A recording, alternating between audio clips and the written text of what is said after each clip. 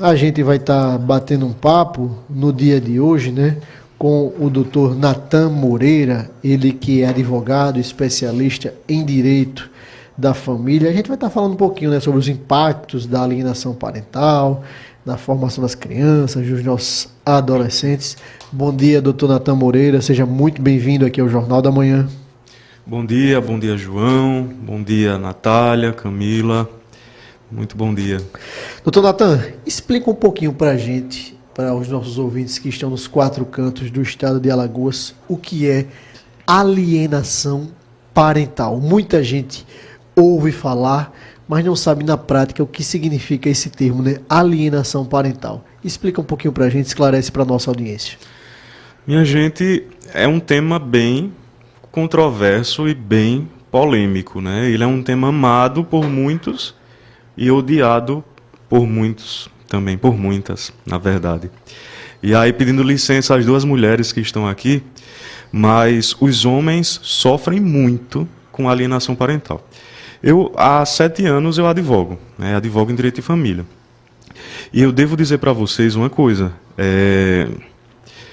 Quando o casal se separa, a mulher ela sofre, mas rapidamente ela tende a se reerguer.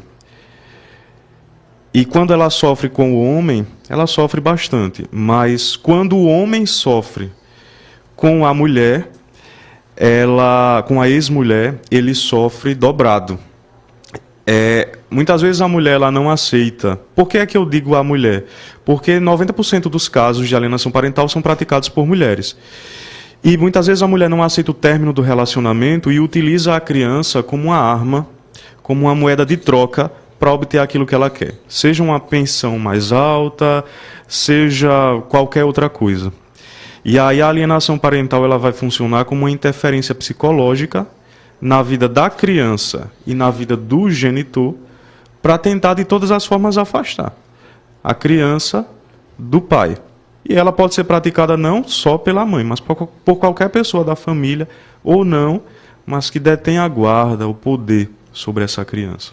Ô, doutor Natan, aquela pessoa que comete alienação parental, seja o pai, a mãe, um avô, um tio, tem uma espécie de punição? Como ela é detectada, essa alienação parental? Porque, por exemplo, se comprova, porque uma criança de 2, 3, 4, 5, 6 anos, ela tem a capacidade de narrar esse fato. Como é que isso acontece na prática, essa descoberta, aspas, dessa alienação parental? Olha, João, a lei de alienação parental, ela tem um rol exemplificativo de coisas que podem ser consideradas alienação parental. Como a genitora, por exemplo, ela impede que o pai, a todo custo, tenha contato com o filho. E como é que se prova isso? Por meio das conversas no WhatsApp. Então eu digo para o genitor, eu digo para os pais que sempre procure conversar com a mãe não por ligação, mas por mensagem, por áudio, por mensagens que possam ser comprovadas depois. Só que tem muita coisa, esses são os casos mais comuns. Ele não vai falar com você, só vai falar com você se o juiz determinar, entre na justiça. Isso é alienação parental. Mas existem outros casos muito comuns, como, por exemplo, a mãe sempre manda a criança para a casa do pai, no dia de convivência com o pai, com roupa muito velha. E acontece muito, manda a criança com roupa apertada, com roupa suja, com roupa muito velha, com calçado velho, sem pentear o cabelo. Por quê? Porque a criança ela vai construir uma mentalidade de que todas as vezes que ela vai para a casa do pai, ela vai desconfortável, então ela não vai querer mais ir para a casa do pai. Existe punição. São punições mais brandas, desde uma declaração de alienação parental até mesmo a perda da guarda por parte dessa genitora que está praticando a alienação parental. Existe indenização também. Então já tem casos de mulheres pagando indenização para o pai dos seus filhos por causa dessa prática. Natália Barros.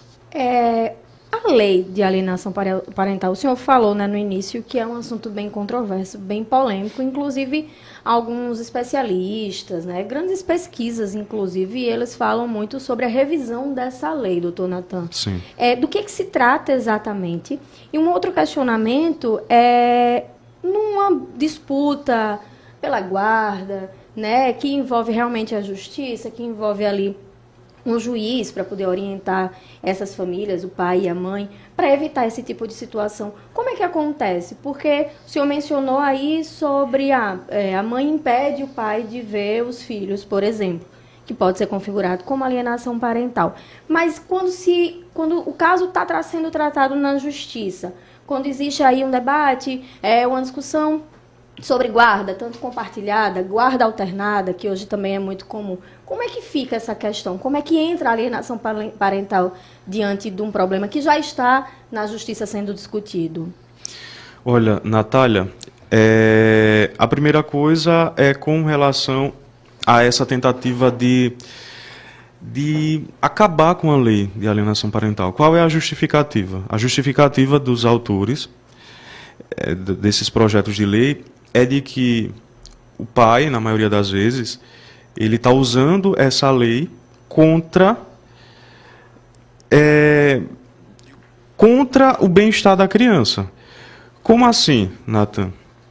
Ele é um genitor, o que eles falam, é um genitor abusivo, e ele se protege com a lei de alienação parental para que a mãe não exerça os seus direitos. Eu, particularmente, tomo partido porque eu vejo todos os dias o homem sofrendo com isso. Existem pais muito ruins, que não querem saber dos seus filhos, mas existem bons pais. E não é o fato de você ter sido um mau marido que você vai ser um mau pai. Hoje, a gente tem a Lei Maria da Penha, e quase que diariamente, eu encontro homens no escritório que sofrem falsa denúncia de violência doméstica por causa da Lei Maria da Penha. Nem por isso a gente quer revogar a Lei Maria da Penha. Inclusive, isso é também ato de alienação parental.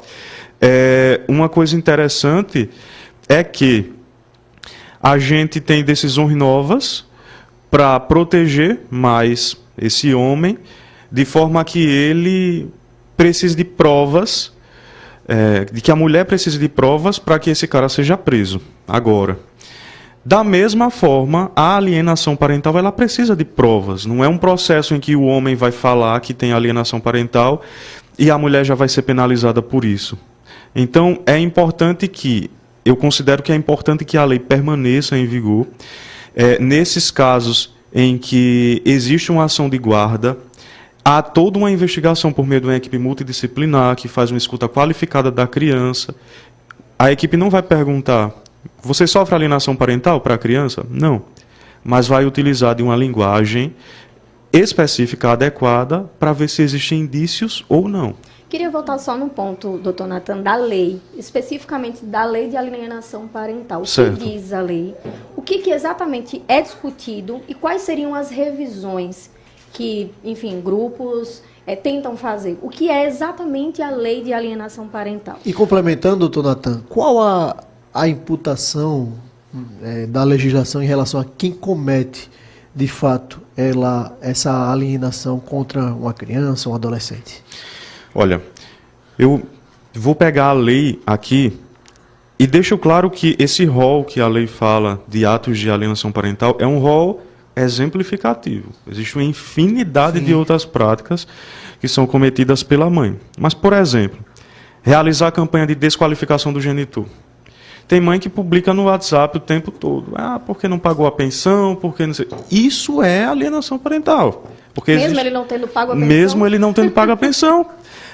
Porque existem as formas, né, existem as formas adequadas de se cobrar a pensão, né? Então, ele publica coisas contra o genitor, ela publica coisas contra o genitor nas redes sociais, ou ela fala mal do genitor para o próprio filho, né? Ou para as amigas, na frente dos filhos. Ela dificulta o exercício da autoridade parental. O pai autoriza a criança a ir para o shopping no sábado à noite com os amigos. A mãe vai lá e proíbe. Isso é alienação parental. ela dificulta o exercício de guarda já regulamentada.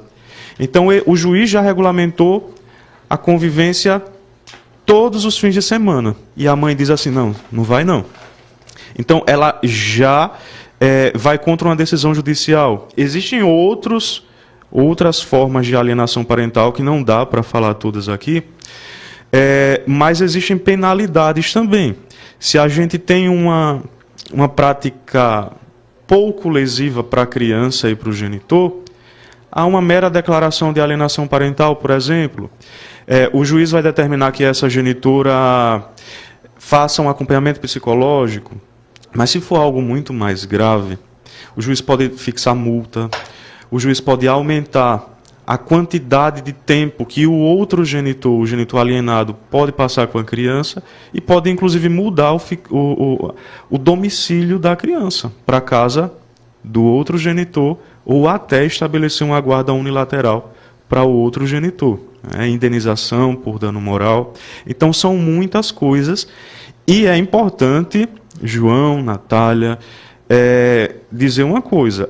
Essa lei, ela não protege, ela não visa proteger só o pai, ela protege a criança, porque a gente entende que é essencial que a criança cresça para o seu desenvolvimento saudável na presença do pai e da mãe, dos dois genitores. Doutor Natan, você falou também aí sobre essas questões de acusações mais frequentes, casos que a alienação parental ela é utilizada, né, para neutralizar outros tipos de denúncias. Como é que o judiciário tem agido nesses casos? Porque a gente tem dados, né, e especialistas que falam sobre determinados assuntos e, na prática, como o senhor já bem disse, que costuma, né, ver também no seu dia a dia de advocacia, como é que é feito essas sentenças? Como é que os juízes enxergam esses casos? Porque a gente vê que, normalmente, as mulheres elas são mais vitimizadas nos casos que envolvem abandono, crianças,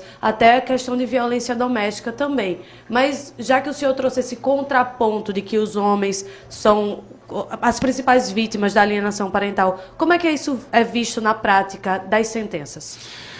Olha, eu estou aqui lutando contra a corrente, porque eu passei alguns anos trabalhando, advogando para mulheres. É muito gratificante, porque a gente sabe que existem mulheres que sofrem muito. Mas eu percebi que tem poucos profissionais com o desejo de ajudar o homem, porque o homem, apesar de ser pouca quantidade de homens que querem ser bons pais, esses homens, que são poucos, mas que existem, eles são muito penalizados pela justiça. Então, como é que acontece hoje? Grande parte do Poder Judiciário tem banalizado o direito desses homens e tem tratado o homem como vilão.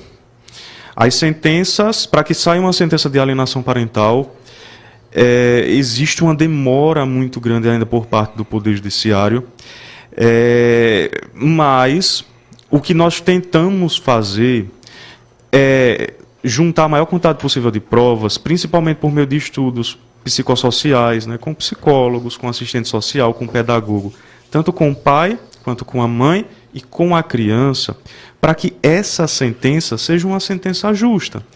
Hoje, nós temos poucas sentenças de alienação parental, porque nós temos poucos processos de alienação parental, porque muitas vezes o genitor nem sabe que tem esse direito. Mas nós temos conseguido, sim, proteger a integridade dessa criança. Porque, repetindo, muito mais do que o pai e a mãe, quem sofre a alienação parental é a criança. Doutor Natan Moreira, advogado especialista em Direito da Família, a gente agradece demais a participação do senhor aqui no Jornal da Manhã. É sempre importante a gente trazer todos os pontos de vista de uma determinada situação da sociedade, porque a pluralidade de ideias é o que faz o exercício da nossa democracia. Doutor Natan, a gente faz um convite público para que o senhor esteja aqui novamente, trazendo essas e outras informações sobre temas tão diversos e que precisam ser discutidos na nossa sociedade, e a gente deixa um espaço para suas considerações finais. João, Natália, Camila, muito obrigado. É importante que a gente esteja sempre pronto para lutar pelo direito das pessoas, né? Então eu acho que o trabalho de vocês aqui é fundamental. Eu agradeço muito e digo que vale muito mais lutar para estar com o seu filho do que por qualquer outra coisa. Quem é pai sabe disso. Então não desistam de procurar os direitos de vocês, mas ainda mais de lutar pela qualidade, pelo bem-estar dos filhos de vocês. Muito obrigado, viu? Doutor Natan Moreira, advogado especialista em Direito da Família, mais uma vez obrigado pela sua participação aqui no Jornal da Manhã, pela Jovem Pan 100,7. A gente vai para o intervalo comercial, Bitoca, e daqui a pouco a gente retoma aqui com mais informação sobre esporte. Maílson, direto das ruas da capital alagoana. A gente vai para o intervalo e volta rapidinho.